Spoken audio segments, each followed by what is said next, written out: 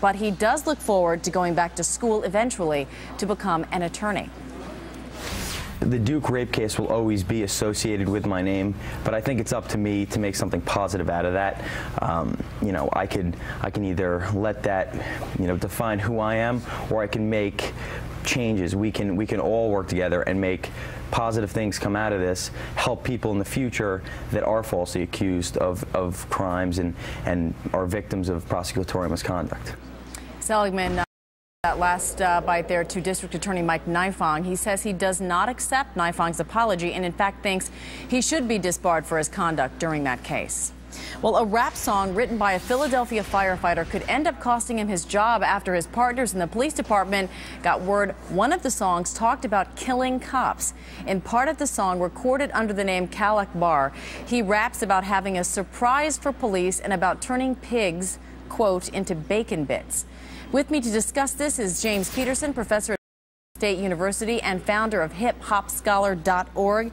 Thanks for being with us. Good morning. So this firefighter, reportedly says he's remorseful about the controversy. Can he explain away what he said by saying, hey, this is just part of my act?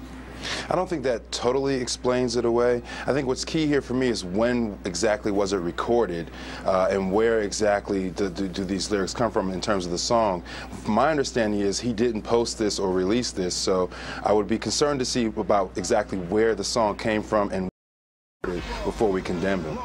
We spent last week talking about lyrics like this, and now Yes. You see this controversy bubbling up. If the whole Don Imus situation hadn't put a spotlight on this type of language and these types of song, do you think that this may have gone unnoticed? I think it would have gone unnoticed without the Imus controversy. I mean, obviously, hip-hop culture has been under attack and has been scapegoated for a lot of things that we've been discussing over the last week. And unfortunately, Mr. Akbar is caught up in that same scenario.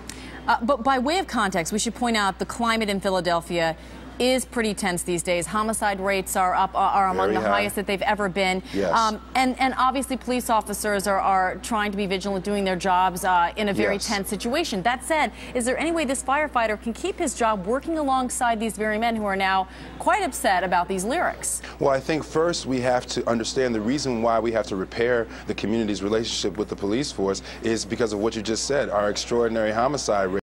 We have to be able to work together to do that. These kinds of comments or lyrics in the public sphere are not adding to that. I think Mr. Akbar is fully aware of this, though, and he must, I think, feel sincere remorse about these lyrics emerging in this particular moment. So in order for him to work as a civil servant, he may have to apologize or at least acknowledge the fact that these lyrics were recorded at a time in which he was not a civil servant. All right, James Peterson, we appreciate your time. Thanks. Thank you for having me. Well, today, Attorney General Alberto Gonzalez